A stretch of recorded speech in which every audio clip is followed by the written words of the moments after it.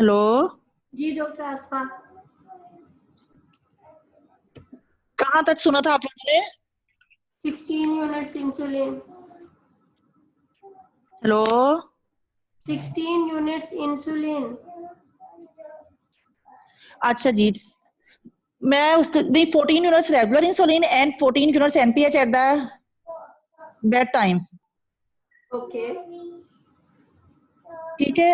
once and also advise her to take to walk 30 minutes after every meal and to limit the carbohydrate intake and should take low glycemic carbohydrate intake and also low glycemic carbohydrate intake and also advise her to take about 2000 calories per day and she will take her meal in such a way that she took 3 main meal and 3 snacks in between them. कोई मानने सोने दो भाई। मैं पूछूं? अच्छा बच्चा। Once her blood glucose levels, I will also involve the dietitian in my management who will provide her with diet chart. And once her blood glucose level are controlled, I will also involve the physician because my patient is XCV positive for her status of her liver and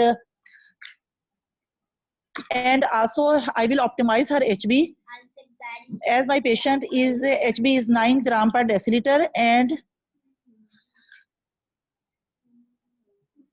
she is at 34 week of gestation. So I will advise her to take green leafy vegetables to increase the intake, green leafy vegetables to take the. I will give her parenteral. I will calculate her dose of the parenteral iron and give injectable iron 6 doses on alternate days to improve her HB at least to 10 to 11 gram per deciliter. Okay, then I will review. Then I will HB भी हो जाए वो भी हो जाए ठीक है. I will do her growth scan 4 weekly and scan for AFI on 2 weekly basis. And in the maternal monitoring, and I will also do the fetal and maternal monitoring. My patient has already received steroid cover, so I will do the fetal and maternal monitoring, and she will remain admitted in the hospital because she is having bad obstetrical history, and she is living far from the hospital. In the maternal monitoring, I will ask about the sign and symptoms. I will ask about the sign and symptoms of hypoglycemia. I will check her blood pressure 4 times daily because there is increased risk of preeclampsia, and will also assess the symphysiofundal like her volume. And in fetal monitoring, I will ask for the fetal movements and do her CTG twice daily. At 36 weeks of gestation, I will discuss the mode of delivery and contraception with the patient, and I will plan as my patient is having previous 2 spontaneous vaginal delivery, so I will plan her, and she is having no alive issues, so I will plan her delivery at 38 week of gestation, 38 completed week of gestation. If the patient goes spontaneously into the labor, then I will monitor her labor. If it is not, then I will give induction of labor. I will give induction of labor as my patient is also taking injection Telaxin 40 mg OD in prophylactic dose. So I will monitor her APTT 2 weekly and also assess for any sign of bleeding from any body orifices. okay. And I will meet her Telaxin 12 hours before the induction. Patient presented to you in labor.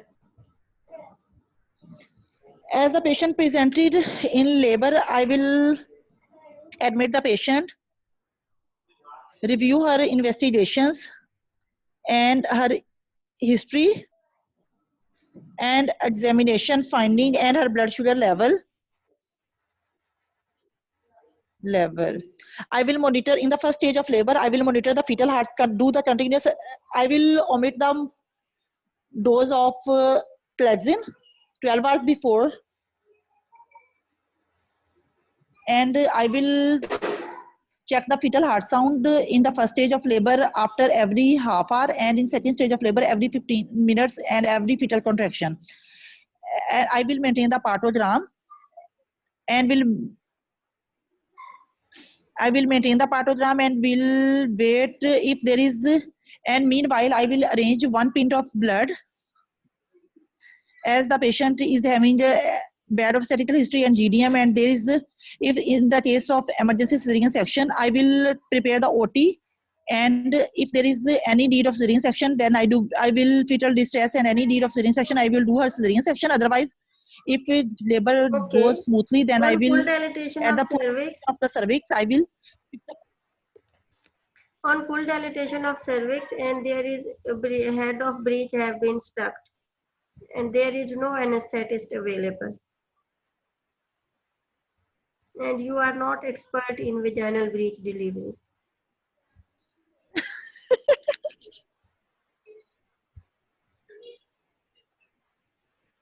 Have you discussed with doctor Shaji आपकी आवाज ना सही नहीं आ रही. Have you discussed with her about doctor Shazia आवाज नहीं आई. अब आ रही है? Hello hello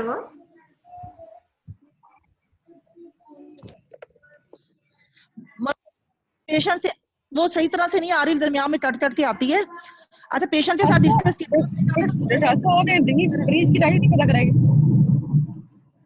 ji. Have you discussed पता कराएंगे कौन सी टाइप की पेशेंट ब्रीच है ना आपका, फैलिक हो गया है. वो फर्स्ट तो था ना ब्रीच, अब तो फैलिक है वो. how you confirm that it is cephalic? जी, How you confirmed that now it is cephalic? 36 week पे जब मैंने उसके साथ मोड ऑफ डिलीवरी डिस्कस की, उसका वो प्रेजेंटेशन देखी, और उसके साथ जो है ना उसके साथ कॉन्ट्रासेप्शन और ब्रेस्ट फीडिंग डिस्कस की, तो सब सारा कुछ असेस कर लिया था ना उसका पेशेंट का. Have you 36 told वीक पे. that previously she was breech and now it has turned to cephalic?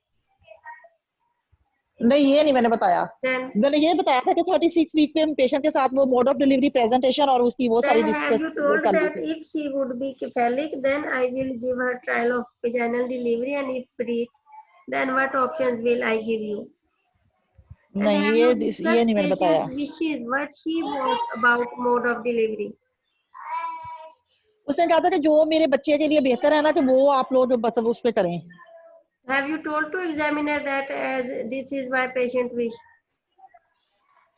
नहीं, ये भी नहीं And बताया. what you have done about her with she is grabbed a 5 and now you tried her vaginal breech delivery without anesthetist and pediatrician and without your expertise.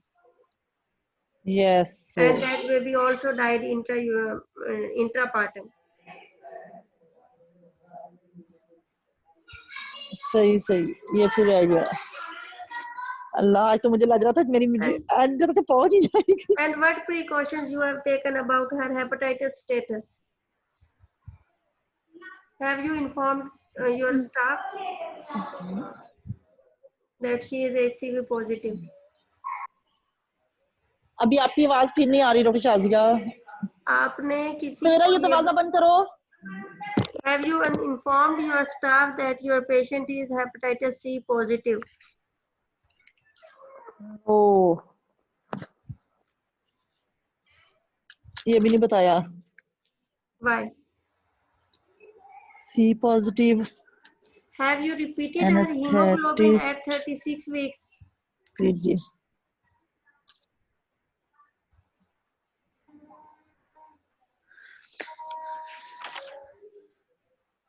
नहीं. Have you told your patient about signs symptoms of hypoglycemia as you doubled her insulin dose?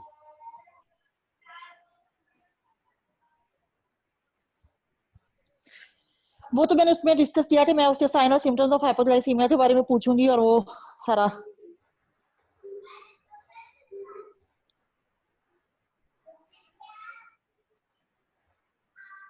How you have monitored her blood glucose level during labor? During labor, I will monitor her blood glucose, 1 hourly blood glucose level. नहीं, Then वो उसमें तो अभी तक if you also would have delivered her like a LHV or some untrained person, then what was fun of she coming to you? Allah Allah If Allah your Allah. patient is diabetic or diabetes in pregnancy and you have not checked her blood glucose level even once during labor, then what नहीं, you मैंने will ये do? बोला था कि उसके blood sugar level देखूंगी कि क्या है, लेकिन ये नहीं बोला कि वन ऑनली वो You चेक करने हैं you आगे। have seen that blood glucose levels once she presented, but not during labor. सही। What was her hemoglobin A1C level? 16। Have you told her anything about this to your patient? नहीं, Why? Then why you asked for? Was this alarming or not? वो तो बहुत alarming है, सारा कुछ ही फिर गलत हो जाता है। Then why you have not counseled her? Hmm,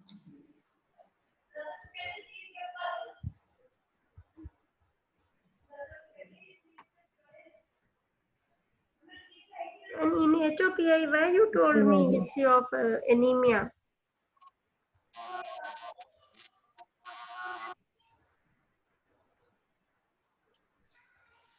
anaemia इसलिए उसको पेशेंट को इजी फटीगेबिलिटी थी, लेकिन और कुछ उसके साइन एंड सिम्टम्स एनीमिया के नहीं थे, फिर भी मैंने पूरा बता दिया कि जो बाद में।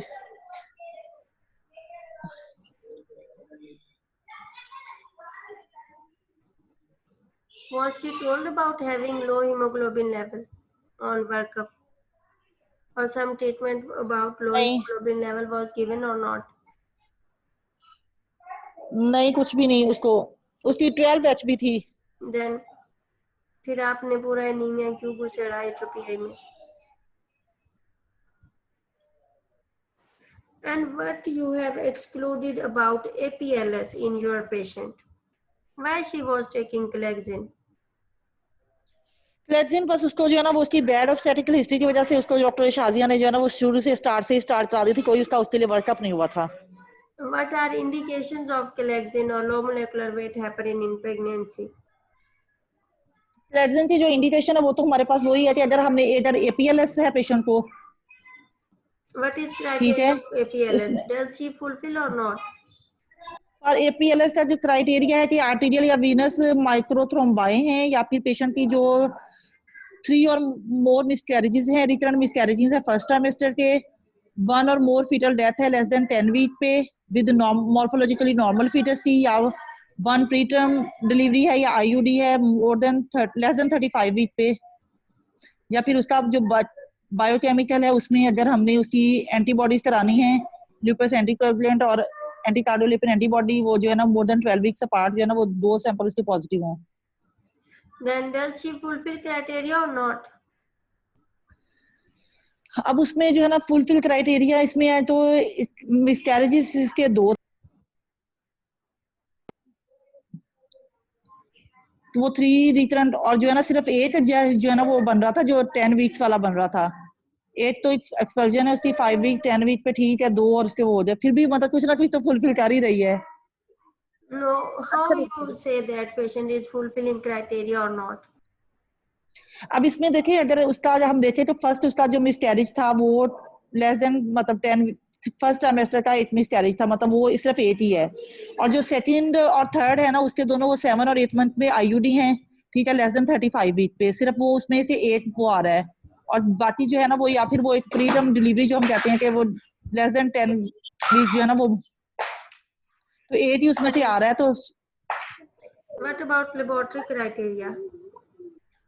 लेबोरेटरी क्राइटेरिया में तो है कि एंटीकार्डियोलिपिन एंटीबॉडी और ल्यूपस एंटीकोएगुलेंट जो है ना वो मोर देन 12 वीक्स अपार्ट हम कराएं, और वो उनके लेवल ज्यादा आ जाए, मतलब 6 कितना पता नहीं, इसका लेवल नहीं मुझे आता कि कितना है, More than 40. More than 40। And how, when we diagnose, when how many features are fulfilled, when we say that she is having APLS? इसमें से ये तो हमने नहीं कहीं पढ़ा कि कितने फीचर्स होने चाहिए। Okay. Now will you continue? She is at 34 weeks with you. Will you continue her low molecular weight heparin or discontinue? मैं उसको जो है ना 36 वीक तक तो उसको क्लेड्जिन दूंगी ना. No. Are you sure that she low molecular weight have been started on right indication? लेकिन वी राइट इंडिकेशन इसकी बनती तो नहीं है लो मॉलिक्यूलर वेट हेपारिन की, लेकिन अगर वो ले Then रही है what और अब will वो you do? 34 वीक्स तक अगर वो ले चुकी है तो फिर वैसे तो आइडली मुझे ओमिट कर देनी चाहिए. Then what will you do?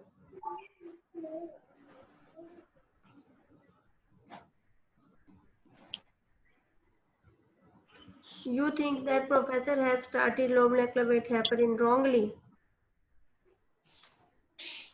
ये तो पता नहीं. Okay. Why you asked for history of thyroid in HOPI? Heat or cold in thyroid body? की तो वो तो वैसे ही हमने जो थायराइड एनीमिया और जो है ना हाइपरटेंशन ये तीनों चीजें तो पूछनी होती है ना. Why thyroid can't be included in medical history? Medical history में पूरा थायराइड की वजह से भी उसके रिटर्न उसका जो मिसकैरेजेस है और उसके वो जो आईयूडी तो उसमें अगर वो हाइपो या हाइपर है तो उसके साथ भी उसका लिंक हो सकता है ना थायराइड के साथ भी. How hyper or hypothyroidism causes IUD?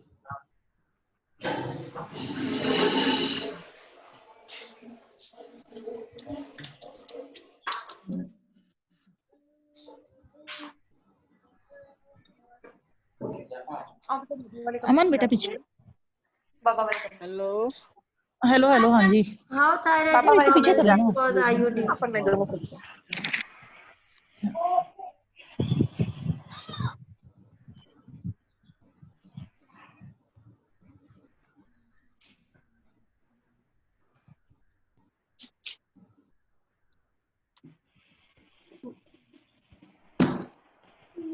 Doctor आसपा आपको आवाज आ रही है? हाइपर में तो अगर वो अनकंट्रोल्ड मतलब सही तरह से नहीं आ रही, वो दरमियान में ना कट जाती है.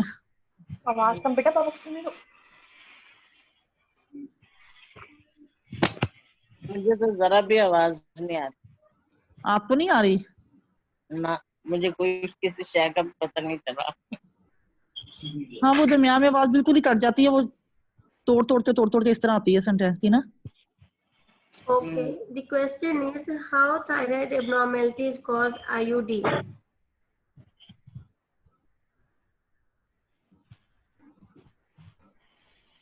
Hello. नहीं याद इस time. Okay. How she was diagnosed as having diabetes? Her OGTT was done because at the 5th month anomaly scan she is having increased amount of liquor. ठीक है. और फिर उसका OGTT हुआ और उसको जो है ना इंक्रीज थर्स्ट थी और उसका OGTT हुआ तो OGTT इम्पेयर्ड आया उसका. Is there any other indication of OGTT in your patient?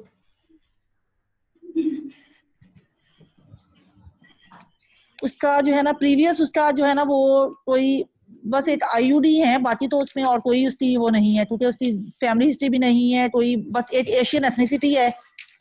यही इसकी इंडिकेशन है वैसे बनती है कि हम उसका करवाएं. On previous IUD? Previous IUDs में तो नहीं है, प्रीवियस मैक्रोसोमिक बेबी है. ठीक है. प्रीवियस उसकी BMI मोर देन 30 kg है, पेशेंट की फैमिली हिस्ट्री है या एशियन एथनिसिटी है. Okay. What is low dose steroid cover? उसमें है लो डोज स्टीरॉइड कवर जो है ना ये बुक्स में तो लो डोज स्टीरॉइड कवर नहीं है, लेकिन ये इधर हमारे शिक्षायत में ही जो लो डोज स्टीरॉइड कवर देते हैं कि 6 mg जो है ना वो डेक्सामेथासोन या बीटामेथासोन जो है ना 12 आवर्स अपार्ट देते हैं 4 डिवाइडेड डोजेस में.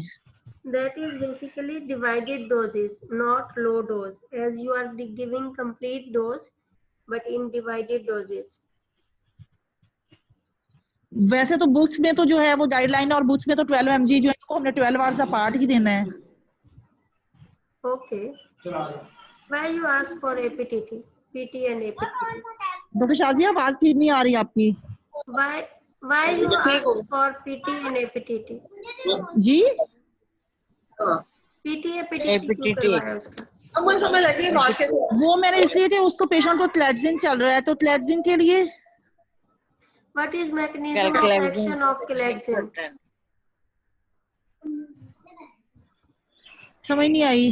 Mechanism of action Clexin का क्या है? इसलिए कि पेशेंट को जो है ना वो क्लेंजिंग चल रहा है, क्लेंजिंग के लिए तो हमने फैक्टर 10, Clexin कौन से पास उसके लिए तो हमने एंटी फैक्टर 10 लेवल कराना है, लेकिन जो जी Clexin कौन से कोएगुलेशन पाथवे पे एक्ट करता है? इंट्रिंसिक पे, एक्सट्रिंसिक पे? क्लेंजिंग जो है ना ये फैक्टर 10 ये एक्सट्रिंसिक पे करेगा, 2, 7, 9, 10 वाले जो हैं। और पीटी या पीटीटी कौन से फैक्टर्स को शो करते हैं? पीटी जो है वो करते हैं फैक्टर जो है ना वारफरिन के साथ हम उससे कराते हैं, हेपरिन के साथ एपीटी कराते हैं और वारफरिन के साथ पीटी कराते हैं। ये 2, 7, 9, 10 वालों पे नहीं करता। 9, 10 तो इंट्रिंसिक है। हैं? अब आप अपना होमवर्क लिखें। लिखवाएं। सबसे पहले तो आपने APLS पढ़ना है पूरा, उसका क्राइटेरिया क्या है और कब हम कहते हैं कि ये APLS डायग्नोज हम कब करते हैं। नहीं, अब जैसे वो EBM में भी मतलब वो जो उसका बना हुआ है तो उसमें वो तो वही है कि अगर आपके पास वो सारे वो तब उनमें से है मोर देन 3 कंसेप्टिव मिसकैरेजेस हैं या 1 IUD है या 1 प्रीटर्म डिलीवरी है या कितने फीचर्स होंगे तो आप उसे डायग्नोज करेंगे ये APLS है या नहीं है, ये पढ़ना है आपने। अच्छा ठीक है। और आपने देखना है complications of hyper and hypothyroidism, effect of thyroid abnormality on pregnancy, blood glucose monitoring during labor। ठीक है, वो तो वाली करनी है। एंड अगर आपका क्या क्या ब्रीच, अच्छा ब्रीच पे तो फिर हम उसका ये नहीं प्लान कर लेंगे। वो आपने पढ़ना है ना, ब्रीच की गाइडलाइन पढ़नी है, ECV की गाइडलाइन पढ़नी है। नहीं अगर फॉर एग्जांपल अच्छा वो तो बाकी तो जैसे बाकी तो अच्छा वो हो जाएगा, लेकिन डॉक्टर शाजिया अब एक बात, जैसे अब ये पेशेंट आया कैफेलिक में तो मैं उसकी SVD चले ठीक है, क्योंकि वो पहले दोस्त ने स्पॉन्टेनियस उसकी डिलीवरीज हुई हैं ठीक है, तो SVD लेते चले गए। लेकिन अगर इसमें ब्रीच है तो इस स्पेसिफिक पेशेंट में फिर इसमें तो हम सिजेरियन सेक्शन करेंगे ना, उसको वो ECV वगैरह वो तो नहीं करेंगे कुछ। वो तो खैर कर दोगे, बट आपने तो उसके ब्रीच को लिफ्ट आया ही नहीं ना। सही क्योंकि मेरे ध्यान में तो वो कैफेलिक ही वो जो था 36 वीक में उसकी प्रेजेंटेशन देख ली और वो ठीक है। And precautions regarding hepatitis C positive, अगर पेशेंट आपका हेपेटाइटिस C है तो आपने क्या क्या करना? उसमें तो वही है कि डबल ग्लव्स पहनने हैं आपने ठीक है, वो जो है ना याद करके रिटा लगाना ना। अच्छा ठीक है। और इस केस की पूरी मैनेजमेंट लिख के फिर आपने मुझे रिकॉर्ड करके व्हाट्सएप करनी है। ठीक है, केस की मैनेजमेंट। और अभी आप खुद देख लें कि ये केस कितना हुआ है और कितना रह गया है। इसमें मैनेजमेंट तो सारी रह गई है ना, सारी मैनेजमेंट वो फिर वही ठीक है ना। ठीक है, ये कल इंशाल्लाह।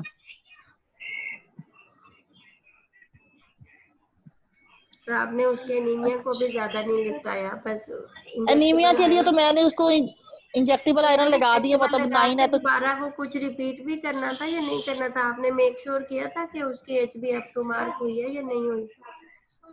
ठीक है। अल्लाह ला ला ला ला ला सही। और फिर आपकी ना शुगर लेवल्स कंट्रोल हो गई थी? शुगर लेवल तो जो है ना कंट्रोल कर ही ली थी मैंने। सॉरी आप मेरे सुनने में कितनी आवाज कट गई थी, कितने पहले वो जो है ना वो 8 यूनिट्स ले रही थी ना, तो 8 यूनिट्स के ऊपर उसके लेवल जो सारे मुझे दिए थे डॉक्टर शाहज़ा ने, वो सारे अनकंट्रोल दिए थे। तो मैंने उसका जो है ना वो पॉइंट, जैसे अब वो थर्ड ट्राइमेस्टर में थी तो उसके वेट को 0.9 से मल्टीप्लाई करती है तो उसके जितने यूनिट्स बने थे उसको 14 मतलब उसमें रेगुलर मतलब 3 रेगुलर और 1 एनपीएच पे करती है, तो उसको 16 रेगुलर के कर दिए थे और 14 एनपीएच के दिए थे। हेलो, नहीं, इस तरह 8 यूनिट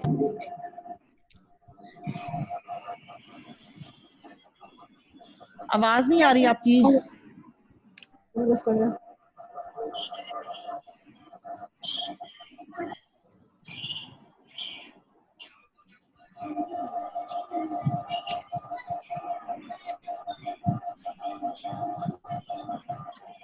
साहब आपने ना 8 यूनिट्स रेगुलर ये 3 टाइम ले रही थी वो हाँ जी, पेशेंट 3 आपकी? टाइम ले रही थी। हाँ जी, फिर आपने उसकी डोज इंक्रीज करके कितने एनपीएच कितनी ऐड की थी फिर आपने? एनपीएच 14 ऐड किए थे और 14 ही रेगुलर के टीडीएस में कर दिए थे। टोटल मतलब 58 यूनिट बने ना उसके वेट से, जी उसको मल्टीप्लाई करके, तो उसको जब जी 4 पे डिवाइड किया तो वो 14 मतलब उसके कर दिए ना, 14 एनपीएच थे और 14 ही रेगुलर के टीडीएस में। अच्छा ठीक है वो टीडीएस वो कर दिया और वो एनपीएच एट नाइट कर दिया आपने एनपीएच ऐड? हाँ जी, एनपीएच एट नाइट कर दिया। ठीक है, तो उस पे उससे कंट्रोल हो गए लेवल्स फिर? हाँ, मेरे हिसाब से तो कंट्रोल हो ही गए थे। नहीं तो डॉक्टर शाजी ने तो मुझे तो ये वो बताया था कि हम लोग, मेरा भी ये कंसेप्ट है जिस तरह करते हैं, लेकिन जब पेशेंट ऑलरेडी ऑन इंसुलिन हो तो फिर तो हम उसकी डोज जितनी वैल्यूज जी रेंज है उसके अकॉर्डिंगली हम करते हैं ना इंसुलिन एडजस्ट। नहीं तो हम उसका जैसे अब वो कहते हैं कि स्ट्रिक्ट कंट्रोल के लिए अगर आपका पेशेंट, जब हमने स्टार्ट करनी है तो 0.5 से करनी है, जब स्ट्रिक्ट कंट्रोल करना है तो फिर आपने वो लेकिन आपकी 0.7 ऑलरेडी आपकी नहीं डॉक्टर साहब आपकी पेशेंट ऑलरेडी ले रही है ना इंसुलिन, तो वो आपने ले रही देखिए थी ना ना। आप जी, तो आपने उसका देखिए ना उन्होंने जो लेवल मैं बताइए आपको कि 140 उसकी फास्टिंग है और जो उसकी आपकी जो है उसकी मील की है वो कितनी बताई थी? 190 बताई थी। तो उन्होंने वो मुझे जो बताया था 172 कि वो बताई थी। 10 मिलीग्राम को 1 यूनिट न्यूट्रलाइज करता है, तो आपने उसके हाँ अकॉर्डिंगली जी, आपने किस तरह सेट की? मुझे समझ ही नहीं आई इसकी। मैंने तो जो सेट किया ना, मैंने तो वो 0.9 से मल्टीप्लाई बाय करके ना उसको मतलब थर्ड वो ट्राइमेस्टर तो में वो 0.9 से सब उसके। करते हैं, नहीं देखिए ना वो तो सब डॉक्टर करते हैं ना आस्था, जब ये आप होती है स्टार्टिंग रिजीम। जी हाँ जी, ठीक है, वो तो और 0.5 से समटाइम नहीं करनी होती हमने, कि अगर वो नहीं ले रही तो हम। नहीं नहीं, जो रिकमेंडेड है वो आपका 0.7, 0.8, 0.9 है फॉर स्टार्टिंग। ठीक है, टू अवॉइड सही। Hypoglycemia we start from 0.5 unit per KG. लेकिन जब आपने रीएडजस्ट अच्छा करनी होती है तो फिर आप ये देखते हैं कि आपके टारगेट से कितनी ज्यादा है। ठीक है, ये 30 ज्यादा है तो 3 यूनिट ये हाँ, बढ़ाए। अब 3 चौके होते नहीं है तो आप उसमें या 2 ऐड करेंगी या 4 ऐड करेंगी, और हम लोअर साइड पे ही ऐड करते हैं, तो जब भी 3 बन रहे होते हैं तो हम सही। 2 ऐड करते हैं, हम एक्स्ट्रा नहीं ऐड करते। ये तो आपके पेशेंट का बीएमआई ज्यादा था और इस तरह आपके ठीक है। यूनिट्स ज्यादा बन गए जो वो ऑलरेडी ले रही थी। अगर इसी पेशेंट का वेट होता 50-60 सही, केजी तो जो वो 8 ऑलरेडी ले रही थी वो उतने ही बनने थे। तो फिर जो आपके ये जो लेवल डिरेंज आ रहे थे ये फिर आपके सही, कहीं एडजस्ट नहीं होने थे। वो जो रिजीम्स हैं ये सारी स्टार्टिंग रिजीम्स है, नॉट फॉर एडजस्टिंग रिजीम्स। तो फिर एडजस्टिंग रेजिम के लिए बस जस्ट हम वो देख लेते हैं, अगर 5 मतलब 1 यूनिट इंसुलिन 10 मिलीग्राम को न्यूट्रलाइज कर रहा है तो हमने कितने कितने यूनिट उससे यहाँ से हाँ, बढ़ाने हैं। आपके टारगेट से कितनी अब उसमें ज्यादा है देखिए, तो अच्छा आप अगर फॉर 4 एग्जांपल वो फास्टिंग फॉर एग्जांपल 140 आई हुई है, हाँ, फास्टिंग हमने 100 रखनी है। तो 4 आपने ऐड कर देने। लेस देन अब 100। देखिए, अब देखिए फास्टिंग हमने लेस देन 100 रखनी है। अब ये 140 आई हुई है, ठीक है, वो पेशेंट पहले एनपीएच नहीं ले रही, तो फिर मैं एनपीएच के 4 यूनिट से उसको स्टार्ट करूंगी। 4 यूनिट्स तो करेंगे। आफ्टर अच्छा, 4 यूनिट 4 यूनिट से एनपीएच हो गया, और ये जैसे 172 है 182 है, तो तो वही ऑलमोस्ट जो है रेगुलर ना तो करें मतलब हाँ 140 होनी चाहिए ना, लेस देन 140 होनी चाहिए ना, तो ये मतलब 40 ऑलमोस्ट कर लेना, अगर वो रफ कर लें तो हाँ, 40 है, 4 तो इसका यूनिट्स मैं के बाद 4 यूनिट्स वो 4 इसमें यूनिट्स इंक्रीज कर ऐड दूं। कर देंगे। ठीक है, मतलब 12 यूनिट्स वो आखिरी कर दिए, 4 एनपीएच के कर दिए। हाँ, ठीक है। अच्छा, जो हम वैसे नॉर्मली मतलब हॉस्पिटल में अपनी सेटिंग में स्टार्ट करते हैं, हम एनपीएच हमेशा 6 यूनिट से स्टार्ट करते हैं, 4 से तो कभी अब तक आज तक हमने स्टार्ट ही नहीं की। नहीं नहीं, वो आपकी डिफरेंट रिजीम्स है ना।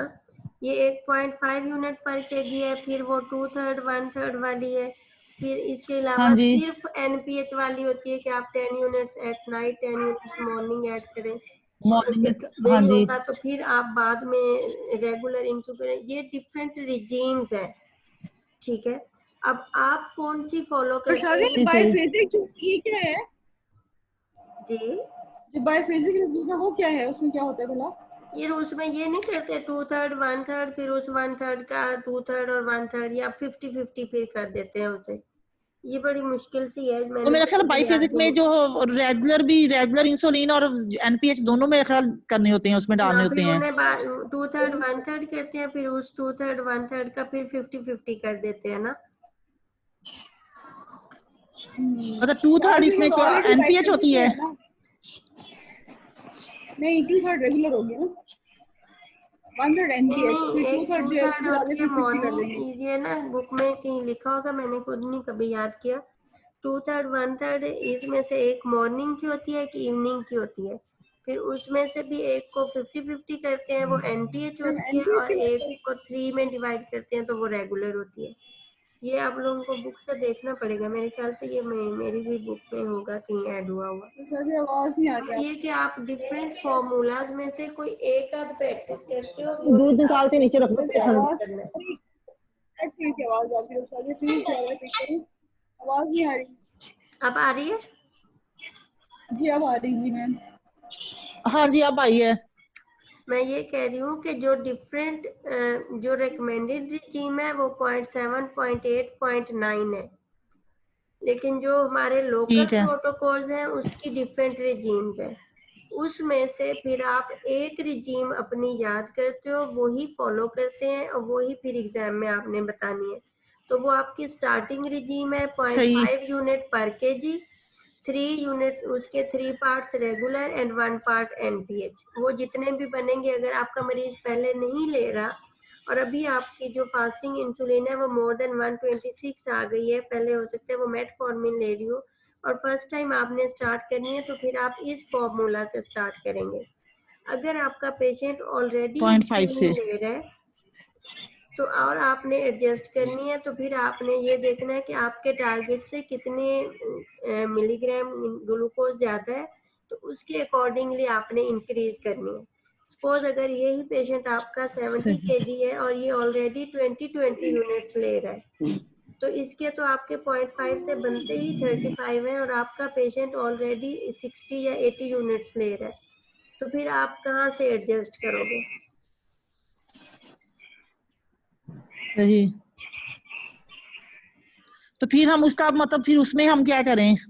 फिर उसमें वैसे जितने यूनिट्स मतलब वो उसके जितने, वो हाँ, लेवल वो जितने जा रहे भी हैं वो 1 रेंज है मिलीग्राम वाला वो। उतने आपने यूनिट्स ऐड करने हैं। सही। अच्छा ये दूसरी एक बुक में वो जो लिखा हुआ है कि जो आपने अगर वो स्टीरॉयड कवर पेशेंट ले रहा है और हम्म पहले से इंसुलिन पे है, हम्म ठीक है, एक तो तरीका है कि आप ये स्लाइडिंग स्केल वाला उसको दे दें साथ, हम्म उसके साथ एडिशनल। अगर स्लाइडिंग स्केल वाला नहीं आप देते तो फिर उसके वो क्या कहते हैं 1 डे की वो पता नहीं 30% इंक्रीज करे, दूसरे चीज 40% नहीं, और 30, उसमें उसका किस तरह सिंपली, वो करना है? नहीं नहीं, उसमें सिंपली आप यही नहीं, कहते फर्स्ट हो, डे आई में विल गिव 20 है, अ फिर 40 है। Additional insulin according to sliding scale, और ये टोटल 3 ही सही। एक्स्ट्रा बनते हैं। देखो, आप सुबह 8 बजे भी चेक कर रहे हो, 12 बजे भी कर रहे हो, शाम को 8 बजे और 10 बजे भी कर रहे हो, और ये जो स्लाइडिंग हम्म। स्केल या एक्स्ट्रा मॉनिटरिंग है वो 4 ऑनली होती है आपकी। तो आपने हाँ सुबह 8 जी। बजे की है, 12 बजे कर ली, 2 बजे आपने वैसे ही प्री 4 लंच बजे थी पोस्ट हाँ। लंच करनी है, इसके बाद 4 बजे करनी है, और फिर रात को 10 बजे करनी है।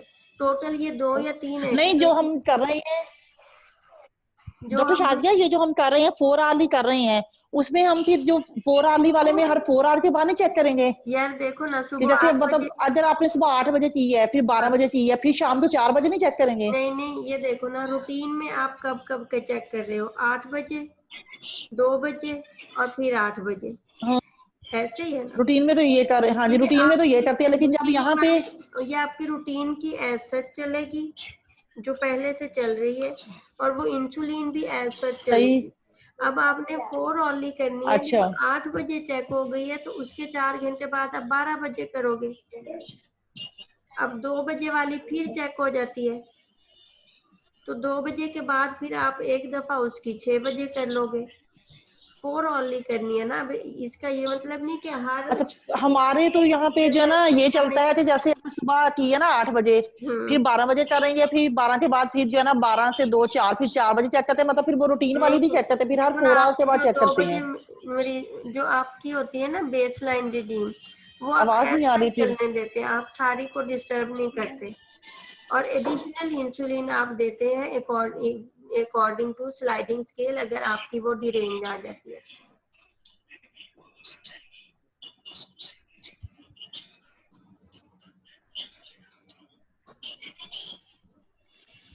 डॉक्टर शाजी आपकी आवाज बिल्कुल भी नहीं आ रही। यार पता नहीं आज ये जॉन्ग को क्या हुआ हुआ है, ये हिले ही जा रही है।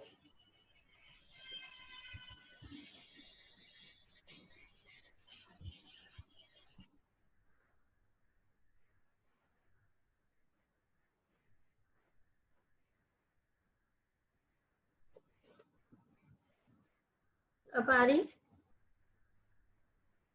Hello hello